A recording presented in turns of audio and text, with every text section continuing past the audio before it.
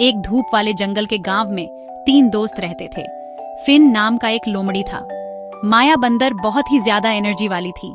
शेली कछुआ दयालु और बुद्धिमान था। उन्हें साथ खेलना बहुत पसंद था। एक दिन वे नदी के किनारे मिले। बहुत सुंदर दिन था। पंछी मधुर गा रहे थे। चलो एडवेंचर पे चलते हैं। हाँ, चलो एक्सप्लोर करते हैं। एडवेंचर मजेदार रहेगा। और फिर वे जंगल में निकल पड़े। तीनों दोस्त जंगल में बहुत अंदर तक चले गए। पेड़ उन पर ऊंचे खड़े थे। पत्तों से सूरज की किरणें झांक रही थीं। देखो, माया चिल्लाई, एक चमकती हुई चीज की तरफ इशारा करते हुए। वो एक बोतल थी जो एक पुराने पेड़ की जड़ों में फंसी हुई थी। अंदर एक कागज का टुकड़ा लिपटा हुआ था। बोतल में एक मैसेज। ध्यान से शेली ने कागज को बाहर निकाला। यह एक पुराना नक्शा था। इसमें एक टेढ़ा मेढ़ा रास्ता दिख रहा था जो एक द्वीप की ओर जा रहा था। Knowledge island. ये तो बहुत एक्साइटिंग है। फिन की आंखें चमक उठीं। एक असली एडवेंचर उनका इंतजार कर रहा था। नक्शे में दिखाया गया था कि उन्हें एक नाव की जरूरत है। मेरे चाचा के पास एक नाव है। वे नदी किनारे दौड़े। शेली के चाचा एक दयालु कछुआ थे। वह उन्हें नॉलेज आइलैंड ले जाने के लिए तैयार हो गए। वे नाव पर चढ़ गए। शेली के चाचा ने उन्हें नदी से नीचे की ओर खींचा। नदी समुद्र की ओर बह रही थी। सूरज खिलखिला रहा था। ये अब तक का सबसे अच्छा एडवेंचर है। माया चिल्लाई। उसकी पूंछ उत्साह से हिल रही थी। वे अपने रास्ते पर थे। नदी उन्हें आगे और आगे ले गई। पानी से एक अजीब सी आवाज आने लगी। सुनो। फिन फुसफुसाया। ऐसा लग रहा था जैसे नदी गा रही हो। यह एक सुंदर धुन थी, लेकिन शब्द साफ नहीं थे। यह एक पहेली है। उन्होंने ध्यान से सुना। बुद्धिमान द्वीप तक पहुंचने के लिए हल करो कि सूरज आसमान में कहाँ डूबता है। सूरज आसमान में कहाँ डूबता है? माया ने सोचा। फिन ने बहुत सोचा। सूरज पश्चिम में डूबता है। हमें डूबते सूरज का पीछा करना होगा। और इसलिए वे डूबते सूरज का पीछा करने के लिए तैयार हो गए। उन्होंने डूबते सूरज का पीछा किया। जल्द ही वे खुले समुद्र में पहुंच गए। दूर एक पथरीला द्वीप दिखाई दिया। वह नॉलेज आइलैंड ही होगा। जैसे ही वे करीब पहुंचे, उन्होंने देखा कि एक व्यक्ति किनारे पर खड़ा है। यह एक पफिन था जिसने छोटे चश्मे पहने हुए थे। S4। अरे वहाँ, मैं प्रोफेसर पफिन हूँ। हम यहाँ नॉलेज आइलैंड का खजाना खोजने आए हैं। स्वज्ञान ही सबसे बड़ा खजाना है।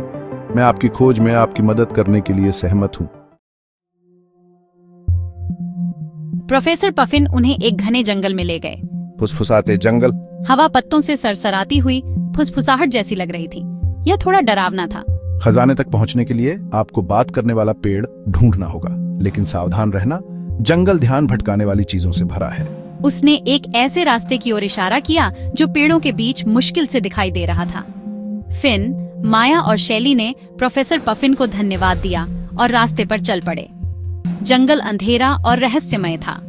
अजीबोगरीब परछाई उनके इर्द गिर्द नाच रही थीं। उन्हें बहादुर बनना पड़ा। वे ऐसा लगा जैसे घंटों चले। रास्ता घुमावदार और भ्रमित करने वाला था। जब वे हार मानने वाले थे, तभी उन्होंने उसे देखा। एक विशाल पेड़ एक समाशोधन के बीच में खड़ा था। यह उस पेड़ से बिल्कुल अलग था जैसा उन्होंने पहले कभी नहीं देखा था। उसकी शाखाएं बाहों की तरह आकाश की ओर उठी हुई थीं। ये बात करने वाला पेड़ ही होगा। जैसे ही वे पास आए, पेड़ बोला। उसकी आवाज पूरे जंगल में गूंज उठी। ज्ञान के साधकों, आपका स्वागत है। असली खजाना पाने के लिए आपको मेरी पहेली का जवाब देना होगा। किसके पास आवाज नहीं होती लेकिन फिर भी वह आपसे बात कर सकती है? फिन, माया और शैली ने बहुत देर तक सोचा। हवा पत्तों से सरसराती हुई, लेकिन उन्हें जवाब नहीं मिला। क्या जवाब हो सकता है? एक किताब। बात करने वाला पेड़ चरमराया और कराहा उठा। तुम सही हो। जमीन हिल गई और पेड़ के तल पर एक छिपा हुआ प्रवेश द्वार दिखाई दिया। ये एक क्रिस्टल गुफा की ओर जाता था। अनंत ज्ञान की पुस्तक भीतर है। आगे बढ़ो और असली खजाने की खोज करो। दिल उत्साह से धड़क रहा था। दोस्त गुफा में दाखिल हुए। गुफा हजारों क्रिस्टल से जगमगा रही थी। वे हर कल्पनीय रंग में प्रकाश को दर्शाते थे। बीच में एक चौकी खड़ी थी और उस पर एक किताब रखी हुई थी। यह प्राचीन था और चमड़े से बंधा हुआ था। फिन ने ध्यान से किताब खोली। पृष्ठ कहानियों, कविताओं और कल्पनाशील हर चीज के बारे में तथ्यों से भरे हुए थे। जैसे ही उन्होंने पढ़ा, उन्होंने महसूस किया कि उनके दिमाग नए विचारों से विस्तारित हो रहे हैं। अनंत ज्ञान की पुस्तक में उन हर सवालों के जवाब थे जो वे कभी पूछ सकते थे। लेकिन इससे भी महत्वपूर्ण बात यह है कि इसने उन्हें अपने आसपास की दुनिया को जानने और तलाशने के लिए प्रेरित किया।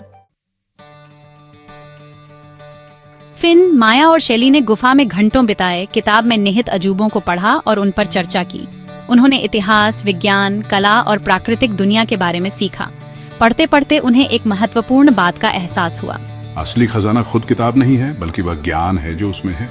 बुद्धि और सीखना किसी भी सोने या जवाहरात से कहीं अधिक मूल्यवान है।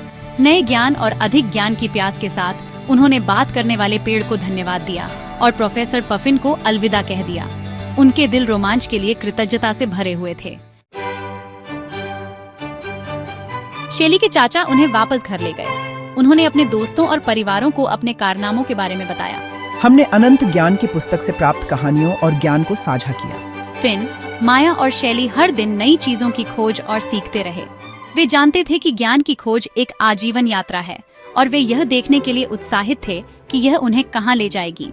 सबसे बड़ा खजाना वह नहीं है जिसे आप अपने हाथों में पकड़ सकते हैं, बल्कि वह है जिसे आप अपने दिल और दिमाग में रखते हैं, ज्ञान और बुद्धि का खजाना।